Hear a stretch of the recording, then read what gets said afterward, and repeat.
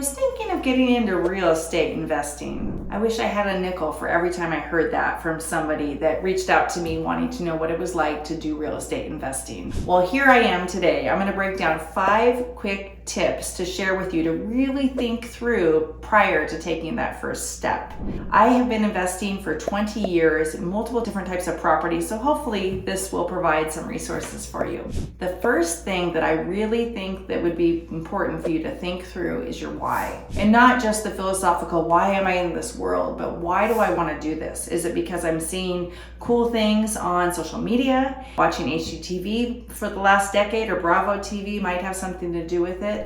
I wish that's what real estate investing was about, but really it's about hard work, due diligence, discipline, and looking with the long term in mind. So that's the first thing. Think about your why. And it could be as simple as I want to build up some cash flow so that I can put a down payment towards my dream home. It could be I want to fund my kids' education. It could be this is the long-term strategy 20 years down the road and this is going to fund my retirement. It could be you want $200 a month passive cash flow and build up enough of those so you can go sit on a beach like the one behind me and get that mailbox money. There's all kinds of reasons and there's not a right or a wrong, but you need to identify why you want to do this, because there's going to be some hard days that make you question whether or not it's worth it being in real estate. But that long-term why and that objective is going to get you through, and you're going to be so glad you did in the long run. Number 2, what are you going to invest in? A lot of times people use the word investing super broadly, right? And they'll think about, oh, I want to go flip houses and I want to wholesale and I want to buy a live-in flip and I want to do a Airbnb, all the different types of ways that you can invest in real estate.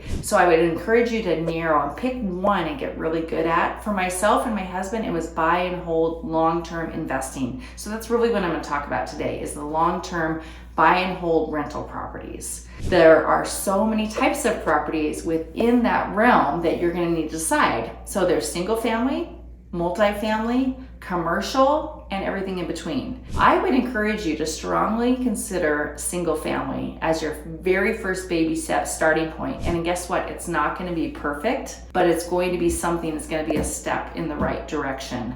Multifamily could be great too. There's something called house hacking where you may want to live in one half of a duplex and rent out the other, and that's a great way to get started. So many options and roads to go down, but you've got to just start with something, get good at it, and know your criteria and move forward. So the third thing that you're really going to want to determine is your financing. There are, again, multiple options that you can do for financing. For single family through fourplexes, you can go ahead and talk to any residential lender that can set you up with great conventional financing.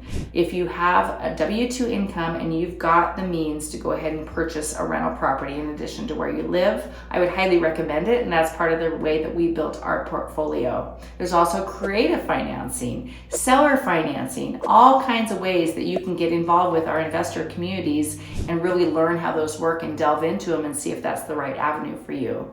If you get into commercial, that's a whole nother animal, but we can set you up with some great commercial lenders that can help you in that regard.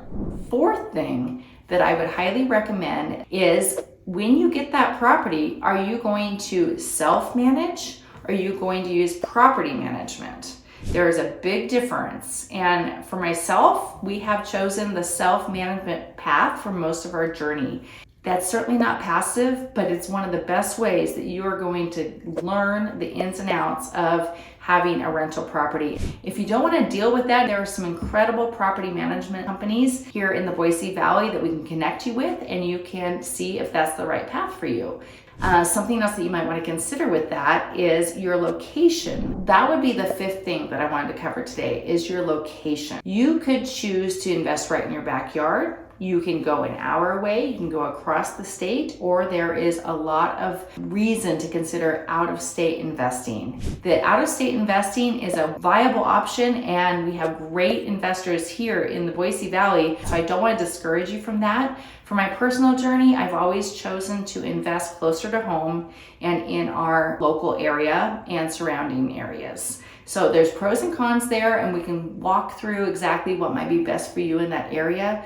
But for my sake, I'm going to assume that you're going to want to stay local, in which case we can help you very closely here in the Treasure Valley. So those are 5 things that I really want you to consider before jumping into your real estate investing journey. I'm curious what kind of real estate investing you've done so far, or what part you're really interested in. If there's specific questions that we can address in a future video, we will certainly do so. So go ahead and drop them in the comments below.